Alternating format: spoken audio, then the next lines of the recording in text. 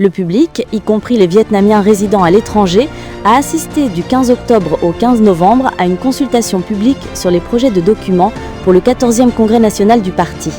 Des millions d'avis ont été soumis, reçus et enregistrés. Grâce à une préparation consciencieuse et scientifique, à une structure et à un contenu novateur et à une écoute attentive des commentaires, les projets de documents représentent la cristallisation de l'intelligence, de la volonté et de l'action de l'ensemble du parti, du peuple et de l'armée. Les projets de documents à soumettre au 14e Congrès national du parti comprennent projet de rapport politique, projet de rapport de synthèse sur certaines questions théoriques et pratiques relatives au processus de rénovation à orientation socialiste au Vietnam au cours des 40 dernières années, projet de rapport de synthèse sur 15 ans de mise en œuvre des statuts du parti pour la période 2011-2025 et propositions sur les orientations d'amendement et de complément des statuts du parti. En particulier, pour la première fois, le rapport politique, document central à présenter au Congrès, a été élaboré à partir de 3 rapports de manière cohérente, unifiée et synchrone. Après une longue période de préparation minutieuse et approfondie, ponctuée de nombreuses consultations à différents niveaux, ces projets de documents ont été soumis, à partir de la mi-octobre, à la consultation publique faisant preuve de recevabilité et de démocratie. Le parti dirige par la confiance, le consensus et la cristallisation de l'intelligence collective. Point nouveau et particulièrement important, l'équipe de rédaction élabore un rapport distinct sur les questions nouvelles et importantes abordées dans les documents, contribuant à orienter l'opinion publique et aidant à une bonne compréhension des contenus en vue des commentaires pertinents et justes.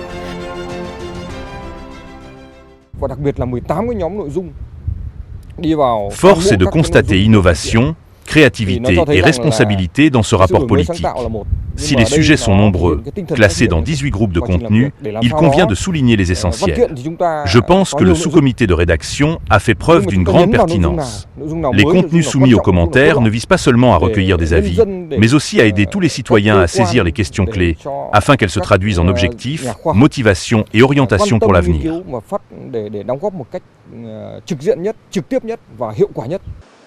Le Vietnam vient d'achever une vaste consultation menée à l'échelle nationale ainsi qu'auprès de la diaspora vietnamienne à l'étranger sur les projets de documents à soumettre au 14e Congrès national du parti.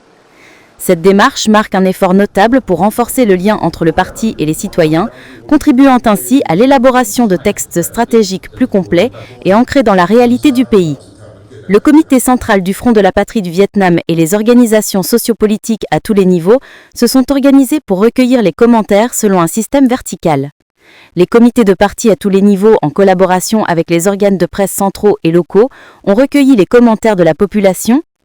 Le ministère de la Sécurité publique, en coordination avec les agences et unités compétentes, ont recueilli les commentaires des cadres, des membres du parti et de la population via l'application nationale d'identification électronique VNID. Les représentations vietnamiennes à l'étranger ont recueilli les commentaires des Vietnamiens résidant à l'étranger.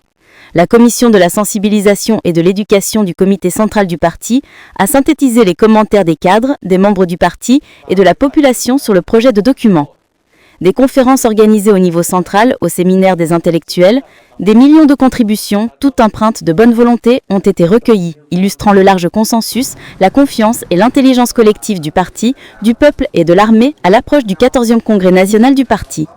Elles témoignent de l'intérêt profond de la population et de sa volonté de participer, aux côtés du parti, à la définition des orientations qui façonneront l'avenir du pays. Nous, représentants de la communauté vietnamienne du Laos, sommes très heureux et souscrivons pleinement au projet de document. Nous sommes également convaincus que le prochain congrès sera couronné de succès et permettra de renforcer la position du Vietnam sur la scène internationale. En matière d'éducation, je souhaite aborder 2 points dans les projets de document. D'abord, l'amélioration de la qualité de l'éducation et ensuite l'investissement dans l'éducation et la formation et l'importance d'allier théorie et pratique. Les avis recueillis témoignent d'un large consensus. Les projets sont jugés soigneusement préparés, complets, fidèles à la réalité et dotés d'une vision globale et synthétique. Ils témoignent également de l'intérêt marqué des citoyens pour des enjeux clés tels que la croissance verte, la transformation numérique, le développement régional, la sécurité énergétique, l'innovation des modèles de croissance et le renforcement des institutions. La population aspire à des réformes plus audacieuses et plus profondes, en particulier dans les mécanismes de mise en œuvre des politiques, la responsabilité et la qualité des cadres. Pour la première fois, le projet de programme d'action pour la mise en œuvre de la résolution du Congrès national du parti fait partie intégrante du projet de rapport politique, accompagné d'une annexe sur les principaux indicateurs de développement économique et social pour la période 2026-2030 et d'une annexe sur les objectifs de croissance par secteur, domaine et localité. Outre le rapport politique, le comité central du parti se dote d'un programme d'action pour la mise en œuvre de la résolution, mais celui-ci est soumis directement au Congrès pour discussion. Cela permet de remédier aux lenteurs de la mise en œuvre. Nous savons à l'avance comment déployer les travaux après le Congrès. Auparavant, le programme d'action du mandat n'était élaboré qu'au deuxième plénum du comité central du parti.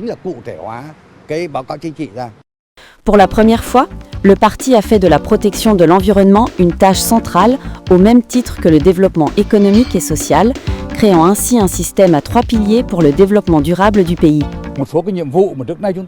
Certaines tâches que nous n'avions pas jugées prioritaires auparavant le seront désormais. Par exemple, les questions environnementales. Si le développement socio-économique est la tâche centrale, nous y ajoutons la dimension environnementale. Dans la vision du développement national pour la nouvelle période, les projets de documents considèrent le développement de l'économie privée comme un principal moteur de l'économie. Cela marque un progrès significatif dans la prise de conscience, la théorie et la pratique du parti en matière de développement d'une économie de marché à orientation socialiste.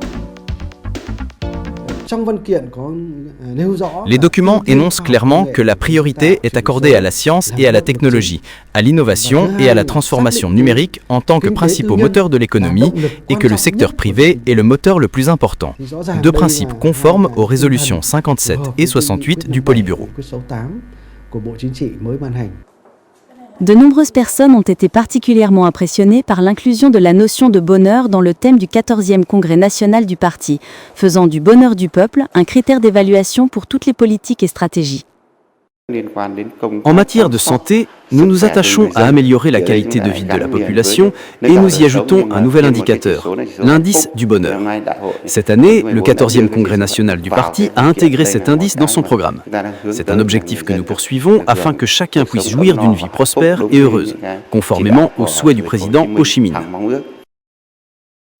La consultation sur les projets de documents du 14e Congrès national du parti a mis en lumière une réalité essentielle, le peuple se tourne vers le parti.